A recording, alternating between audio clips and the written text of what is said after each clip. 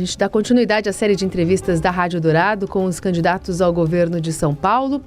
Os 5 mais bem colocados nas pesquisas de intenção de voto foram convidados para uma conversa de 30 minutos aqui nos estúdios do Limão. Abrimos a série na segunda com a candidata do PSOL, Lisete Arelaro, e hoje o candidato e representante do MDB, Paulo Scaff. Bom dia, como é que vai? Bom dia, Carolina. Eu estou bem, graças a Deus. Você está bem também? Tudo bem também. Conosco, obrigado pelo convite, viu? Imagina. Repórter de política do Estadão, Pedro Venceslau. Tudo bem, Pedro? Tudo bem, Carol? Tudo bem, Paulo? Tudo bem, Pedro. Lembrando que todo mundo acompanha essa entrevista também pelas nossas redes, facebook.com/Rádio Dourado, e pode mandar sua pergunta para o candidato pelas redes e pelo WhatsApp, o 994811777. Pré-candidato pelo MDB, ele presidente licenciado pela Federação das Indústrias do Estado de São Paulo, do SESI e do SENAI. Paulo Scaff é paulistano, concorre pela terceira vez ao governo. Em 2014 ficou em segundo lugar, Geraldo Alckmin venceu no primeiro turno. Bom, no momento em que a segurança pública está bastante em pauta na disputa eleitoral e também o protagonismo feminino, né, como uma bandeira, o senhor escolheu uma tenente-coronel da Polícia Militar para ocupar a vaga de vice na sua chapa, Carla Daniele Basson. Como o senhor pretende defender esses valores no seu governo e afastar qualquer chance de o eleitor concluir que a escolha é apenas uma conveniência para a campanha eleitoral? Bom, na verdade, eu queria ter uma mulher como vice e encontrei a Carla. A Carla, ela foi ex-aluna do SESI de Jundiaí, então tem pessoas ligadas a mim que a conhecem desde os bancos escolares. Teve uma carreira brilhante como policial, fez todos os cursos, inclusive até o doutorado de segurança, tem curso de direito, comanda um batalhão com 800 homens, é uma pessoa que durante a vida toda se dedicou à segurança pública e a sua família toda ligada à segurança pública. O pai foi da Força Pública, depois migrou para a Polícia Militar, serviu o Exército 10 anos como policial militar, o irmão é investigador da Polícia Civil, então é uma família que respira a segurança pública. A Carla é uma pessoa que é ligada muito às pessoas, à sociedade, é uma servidora, realmente ela tem preocupação com as pessoas, ela tem programas e se interessa na região de Jundiaí, de Campinas, que a conhece muito bem. Ela tem várias interferências em programas sociais, enfim, é uma pessoa, é uma servidora que pensa nas pessoas. Eu costumo ser coerente entre o que falo e o que faço. Eu tenho dito que quero e tenho uma preocupação com São Paulo e com as pessoas de São Paulo. Eu não tenho preocupação com partidos políticos, eu não tenho preocupação com a questão só política. É lógico que você tem que dar atenção na questão política, mas é hora dos governos se focarem nas pessoas, para que a gente tenha qualidade nos serviços públicos, enfim. Então a escolha da Carla não foi nenhum oportunismo, não. Eu me sinto muito honrado pela aceitação dela. É uma mulher, é uma policial, é uma cidadã maravilhosa, com um currículo e uma vida impecável, e certamente ela será assim uma grande parceira para que a gente possa, caso eleitos, possa fazer o melhor por São Paulo, o melhor pelas pessoas de São Paulo. O deputado Major Olímpio, presidente do PSL, que é o partido do Jair Bolsonaro, relatou aqui para o Estadão que teve conversas com o MDB, inclusive com o senhor, sobre uma possível aliança em São Paulo. A gente chegou, inclusive, a publicar essa reportagem, que poderia ter uma chapa do senhor com o Bolsonaro aqui em São Paulo. Então eu faço 2 perguntas em uma. Se a escolha da Carla foi de uma maneira de enfrentar um pouco esse discurso da segurança pública para tentar atrair esse eleitorado do Bolsonaro, que em São Paulo é muito forte, e como é que o senhor avalia a força que ele tem no estado de São Paulo, onde ele lidera as pesquisas de intenção de voto? Bom, vamos lá. Em relação à força do Bolsonaro, eu tenho assim, muito respeito pelos quase 30 milhões de brasileiros que colocam o Bolsonaro como o candidato favorito a presidente da República. Assim mostram as pesquisas, ele lidera a pesquisa em São Paulo e isso eu tenho muito respeito por todas essas pessoas que o colocam como favorito. Eu reiteradamente já disse que tenho o meu pré-candidato a presidente da República do meu partido, que é o Henrique Meirelles. Então, o que ocorreu, essa ligação com o Bolsonaro, é que em algumas entrevistas o Bolsonaro manifestou simpatia e fez referências elogiosas a mim e a minha candidatura. Eu só tenho que agradecer a ele, isso que eu fiz, agradeci, e diz que tem bastante respeito por ele. Também o Major Olímpio é uma pessoa que me relaciono bem, até porque em 2014 o Major Olímpio estava no PDT, que foi coligado com o meu partido também, e como todos sabem, eu fui candidato a governador em 2014, tive quase 5 milhões de votos, só tenho que agradecer ao eleitor de São Paulo. E, na realidade, o que aconteceu foi isso, foi um gesto, uma mensagem, algumas manifestações que o Jair Bolsonaro fez simpáticos à minha candidatura, e a minha resposta foi agradecendo, dizendo que tenho respeito aos 30 milhões de brasileiros que o colocam como favorito, mas dizendo que a minha simpatia é pelo meu candidato, meu pré-candidato, que é o Henrique Meirelles.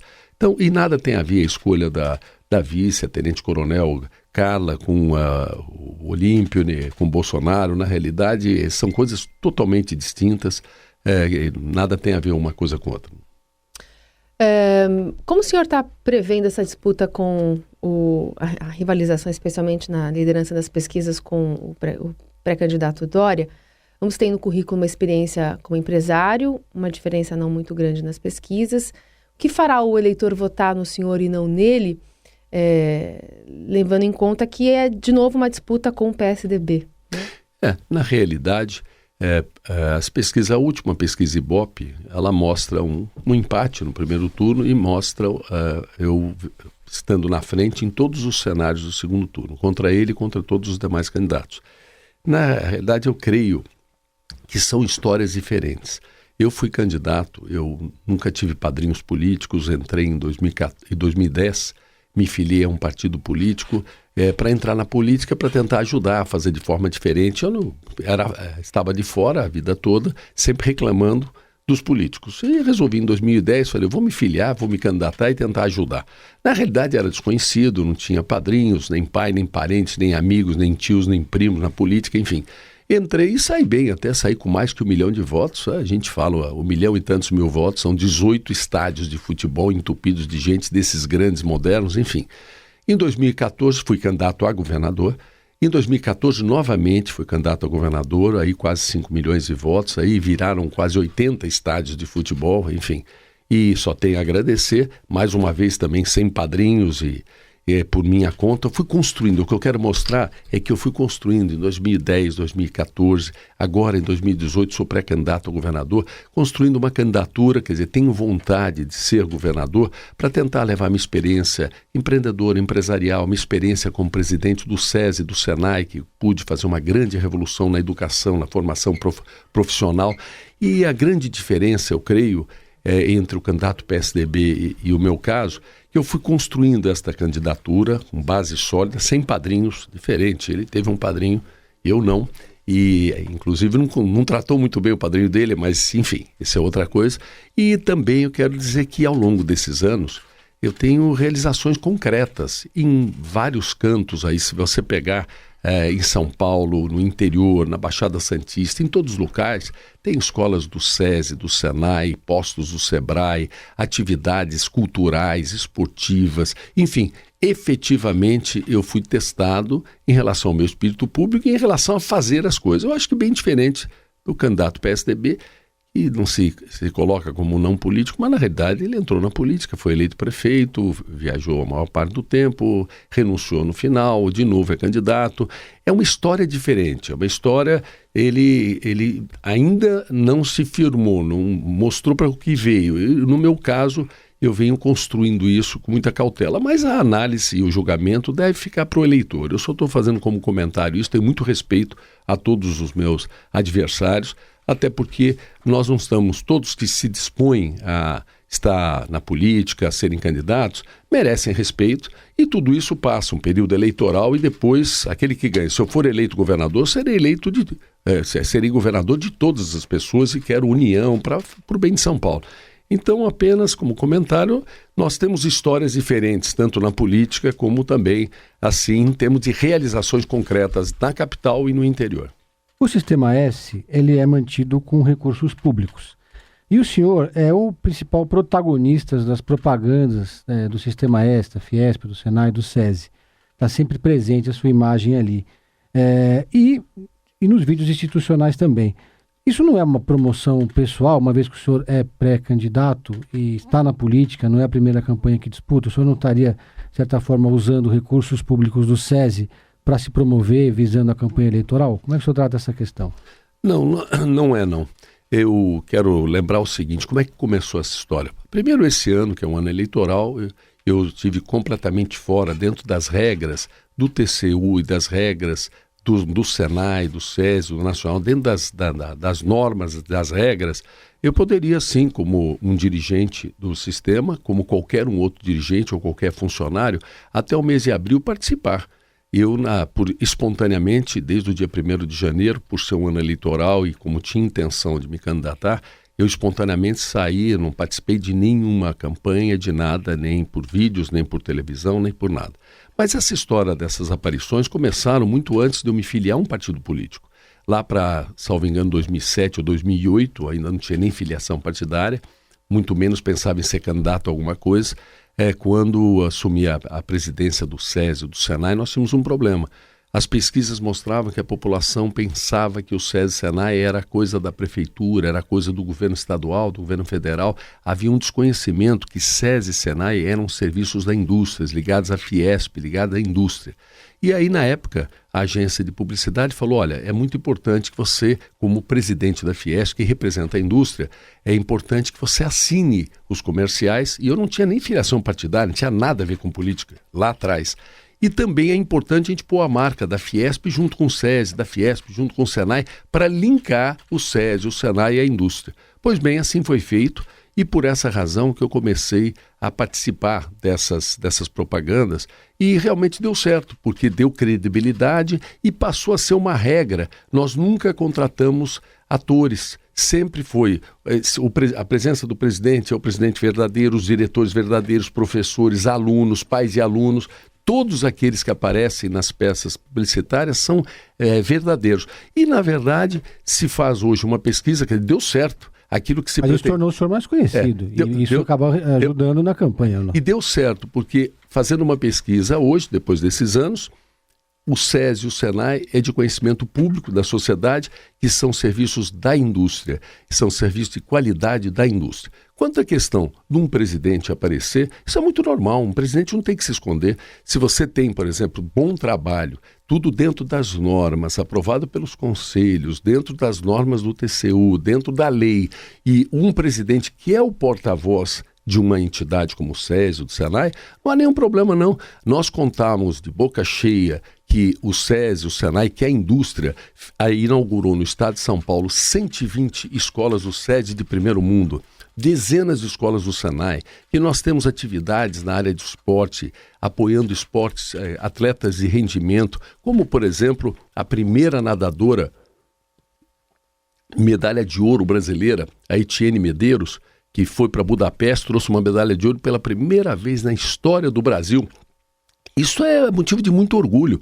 Todas as nossas atividades culturais, o Domingo na Paulista, o nosso centro cultural, a nossa galeria digital, nossos teatros, tem que mostrar mesmo. A indústria quer, é uma decisão da indústria. Essas entidades são da indústria. Quem banca essas entidades é a indústria. E a indústria quer que a sociedade saiba, olha, SESI e Senai é da indústria. Todas essas atividades são da indústria. E quero te dizer que o porta-voz dessas entidades é o presidente da entidade. Nada de anormal nisso. E tudo feito dentro das normas e das regras. Importante só frisar que quando isto começou, nem filiação partidária eu tinha e foi muito depois que eu comecei a pensar na questão política. O senhor tem dito bastante que não tem padrinho político e está nessa eleição como opção, né, para dar uma opção para o eleitor. Mas como se descolar da impopularidade do presidente Michel Temer, da sua candidatura, para ele não se tornar uma bola de ferro, né, no seu tornozelo? Carolina, eu realmente não tenho padrinho político, eu nunca tive. Entrei, como disse, em 2010 na política, me filiei a um partido sem nenhum padrinho, saí com mais de 1 milhão de votos. Em 2014, novamente, candidato a governador com quase 5 milhões de votos. Sou agora candidato. Eu construí a minha história ao longo da minha vida.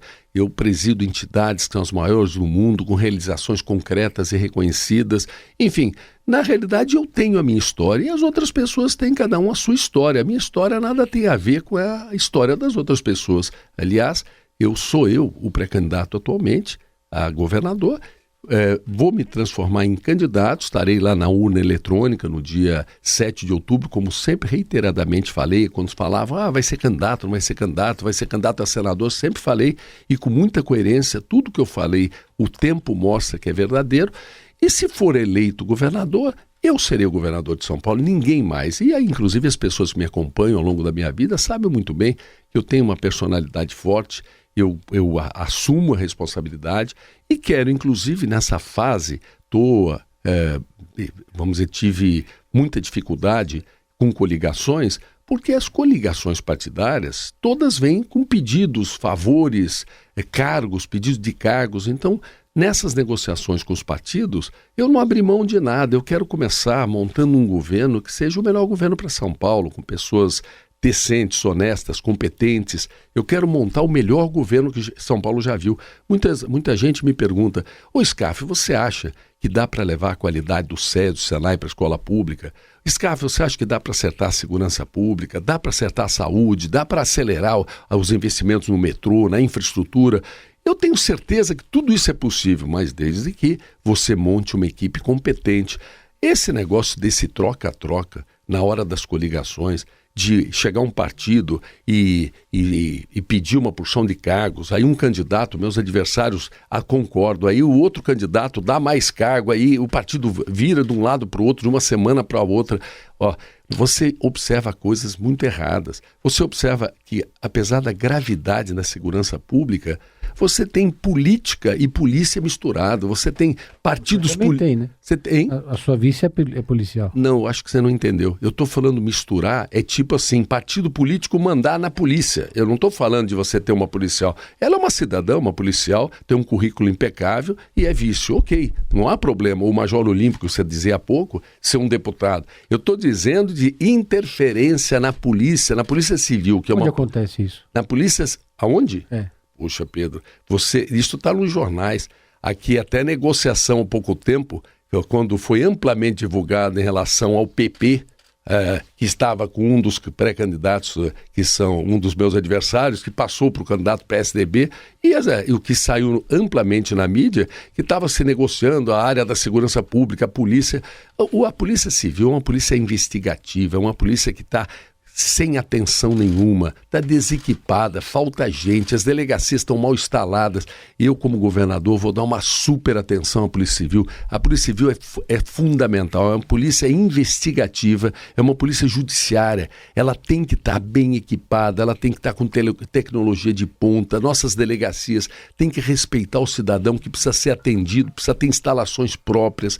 Você tem prédio de delegacia assaltado, você tem prédio de delegacia interditado porque está caindo, você tem casas improvisadas, enfim, eu vou realmente priorizar a educação, naturalmente, isso é natural, tenho que mostrar, fiz, mais do que falar, fiz no SESI Senai nos últimos anos uma grande revolução, vou levar para o Estado, mas nós temos que transformar, reestruturar a segurança pública de São Paulo, a Polícia Civil de São Paulo, o entrosamento entre as polícias, equipamento, programas de combate ao crime, tecnologia, que tem tanta coisa excelente por aí, e nós estamos aí realmente na era digital das nossas polícias e com a segurança pública ameaçando o cidadão da grande cidade, da pequena cidade, da periferia, do centro, enfim. Então, uma das prioridades, sem dúvida, junto com a educação e saúde, será a segurança pública. Você pretende bancar a sua campanha com recursos do próprio bolso ou o senhor vai bater na porta do MDB para pedir dinheiro? Não, o MDB tem um compromisso, sim, o MDB nacional. Nossa campanha é feita com a maior transparência e seriedade possível, o compromisso do partido, que verá um valor, um recurso do fundo eleitoral e com esse recurso será feita a campanha. Há um orçamento inicial e essa decisão ainda tem uns dias, porque a campanha, isso tudo vai acontecer depois do dia 15 de agosto. Mas o compromisso do MDB é repassar, através do fundo eleitoral, o suficiente para uma campanha econômica. Vamos fazer uma campanha enxuta, moderna, com pouca gente, enfim. E eu estou muito feliz dessa forma, sabe? É a forma melhor. Se houve uma coisa muito boa, né, de mudança na política, foi exatamente essa questão de barateamento das campanhas, de coisas mais simples, pelo menos a nossa pré-campanha está sendo assim, a nossa campanha será a mais enxuta e moderna possível. Eu não sei como são a dos nossos adversários. Quando eu vejo essas coligações, esse troca-troca que custa para bancar a campanha do partido tal, do outro, eu não sei como os meus adversários se viram e arrumam tantos recursos. No nosso caso, estamos livres, soltos, só com o MDB, livres para montar o melhor governo, escolher as melhores pessoas, pessoas competentes, honestas, não tenho nenhum compromisso e não assumirei nenhum compromisso de cargos para o futuro governo. E com isso eu espero, caso tenha a oportunidade de ser governador de São Paulo, está na decisão do eleitor e na vontade de Deus, mas se for vontade de Deus e a decisão do eleitor, eu tenho certeza que ninguém vai se arrepender não, que eu farei o melhor governo que São Paulo já viu, montarei a melhor equipe de governo que ao longo desses anos todos, enfim. E a coisa começa agora. Se você, durante o período eleitoral, já se compromete e se aloteia o governo todo, quando inicia o governo não é mais seu. Você é governador e você não governa. Eu quero governar São Paulo. Senhor, o Dória já tinha sugerido ao senhor uma vaga ao Senado? Seria uma saída boa na visão dele para o seu nome nessas eleições? Se ocorrer uma aliança, o senhor abriria a mão da disputa? Como eu não entendi, desculpe. O senhor abriria a mão, ainda até o dia 15 a gente tem... Mas que abrir mão, Carolina? Não existe isso durante todo o tempo. Quando um adversário, ele sugere alguma coisa, por exemplo, para não concorrer com outro adversário, fica valendo o que ele fala é lenda. Assim como ele falou que ia cumprir o mandato dele na prefeitura e renunciou um ano depois... Assim como ele queria ser candidato a presidente, não deu, virou vice-presidente, virou isso, enfim, agora é candidato a governador. Não tem nada a ver, absolutamente. O Dória e nem o PSDB tem qualquer influência no MDB e muito menos na minha candidatura. Da mesma forma que eu não tenho nenhuma influência e não quero ter na candidatura dos meus adversários, imagine se tem algum adversário que tem influência na nossa candidatura ou algum partido que possa influenciar o MDB de São Paulo. Eu quero escrever uma nova história para o MDB de São Paulo, quero escrever uma nova história de eficiência de governo em São Paulo. Eu estou na política para servir e é dessa forma que eu quero. Vamos imaginar que por uma questão, por isso que eu falo muito vontade de Deus, por uma questão de saúde, alguma coisa impeça que eu possa concorrer às eleições, todos nós estamos na mão de Deus, não é isso? Por qualquer razão eu não tivesse a possibilidade de ser candidato a governador, eu não seria candidato a nada.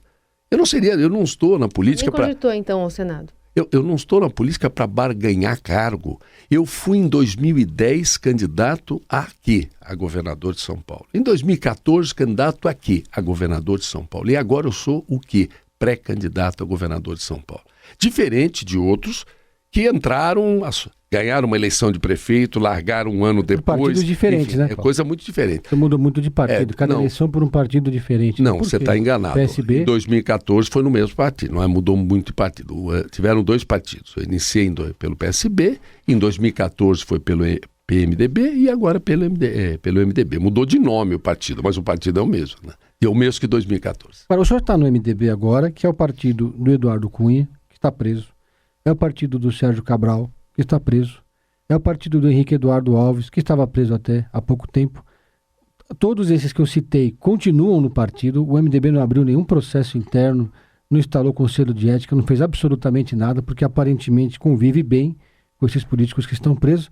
Eu queria fazer duas perguntas em uma. Se o senhor acha que o MDB está sendo muito conivente com esses políticos ao não tomar nenhuma providência no âmbito partidário, permitindo que eles continuem na legenda, e como é que o senhor vai conviver com esses personagens durante a campanha eleitoral? Bom, como você sabe, se você está dizendo que eles estão presos, eu não preciso conviver com eles, naturalmente.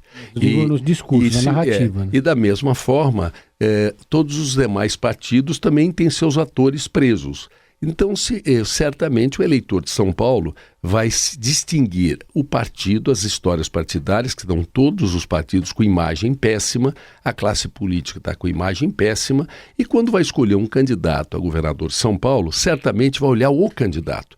O candidato, nesse momento, o pré-candidato a governador, sou eu, Paulo Scaff. Eu tenho a minha história.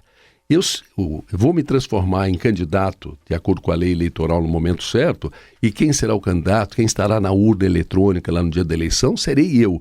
E se for eleito, eu serei o governador de São Paulo. Agora, aqueles que forem analisar a imagem partidária, certamente são aqueles que vão estar optando por brancos, nulos, que lamentavelmente é muito ruim para uma eleição ter brancos e nulos, mas os partidos políticos estão num péssimo momento. E você tem, obrigatoriamente, numa eleição, de estar num partido político. Então, essa história de pegar um nome lá outra região do Brasil e interferir com o partido em São Paulo, olha, sinceramente, não tem nada a ver uma coisa com outra. Assim, é principalmente uma eleição majoritária em que tem o próprio candidato. Eu tenho a minha história, Paulo Scaff é o pré-candidato, e se eu ganhar a eleição, Paulo Scaff será o governador de São Paulo, sem interferência de quem quer que seja. Pode estar certo disso. Agora, todos os demais partidos têm a mesma péssima imagem, né? Se nós citarmos aqui o PSDB, o PT, o PP, o PS, enfim, não, você vai ter muitos atores também que estão aí envolvidos com complicações, o que dá um preço. Então não é momento, nós temos que separar. Eles vão ser expulsos do MDB, na sua opinião? Nós temos que separar bem as coisas. Nós temos que separar bem as coisas. Aqueles maus políticos que têm o direito de um julgamento e tendo provas e sendo condenados são criminosos, não são políticos, e de políticos que estão querendo construir uma nova história. Eu, sinceramente, em São Paulo, eu pretendo, sendo eleito governador, escrever uma nova história de eficiência de gestão pública, de seriedade, uma nova história partidária, o MDB de São Paulo. Mas não ajudaria essa narrativa a expulsão desses nomes do partido? Olha, essa é uma decisão que não cabe a mim. Eu sou pré-candidato a governador de São Paulo. Se você me perguntar, esses nomes que estão condenados... É o quadro do partido. Esses nomes, eu vou responder. Esses nomes que estão condenados, se devem ser expulsos, devem. Agora, essa é uma decisão do partido, não é decisão minha, entende? Assim como de todos os demais partidos também, não é? Que eu não quero aqui citar nomes e tudo, mas eu repito a vocês, nós temos que olhar também, enquanto o Poder Judiciário está cumprindo sua obrigação, o Ministério Público está cumprindo com apurações, com julgamento, para dar uma limpada, separar o joio do trigo, nós temos que olhar para frente. A minha preocupação é, a partir de 2019, renovar as esperanças na política brasileira, é fortalecer a democracia brasileira, é construir um governo que gere empregos em São Paulo, oportunidades de empreendimentos, que gere oportunidades em São Paulo, de São Paulo voltar a crescer, fortalecer as empresas. Quero reestruturar totalmente a educação da escola pública do Estado, a segurança pública, a saúde. Quero pôr ritmo nas obras públicas, seja de mobilidade urbana, seja obras de rodovias, ferrovias, metrôs, enfim, hidrovia. Esse é o nosso foco. Quanto à questão dessas mazelas da política e esse momento, que é positivo, porque está havendo uma reação das instituições e penalizando aqueles que realmente erraram, você tem que separar as coisas, porque senão nós vamos viver só por conta disso, misturando o joio e o trigo. A gente está entrando na reta final, o senhor tem pouco mais de 1 minuto. Tem uma pergunta aqui da Eliane Cervellini, que mandou pelo WhatsApp da gente.